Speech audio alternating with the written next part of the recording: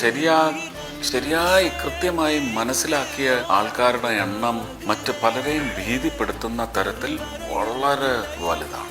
അവരുടെ പ്രാർത്ഥന കൂടിയാണ് എൻ്റെ വിജയം. ഞാൻ പറയുന്ന ഈ ഭീതിപ്പെടേണ്ട ആൾക്കാരുണ്ടല്ലോ, അവരുടെയൊക്കെ നടുപിടിക്കുന്ന തരത്തിൽ അവർ പ്രാർത്ഥിച്ചു കളഞ്ഞു.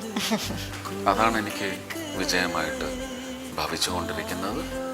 ഞാനിങ്ങനെയാണ്, എനിക്കിങ്ങനെ സംസാരിക്കാനും എനിക്കിങ്ങനെ പെരുമാറി ജീവിക്കാനും എനിക്ക് എല്ലാവരെയൊക്കെ കെട്ടിപ്പിടിച്ച് ഉമ്മയും വെച്ച് അങ്ങനെ നടക്കാനാണ് എനിക്കിഷ്ടം.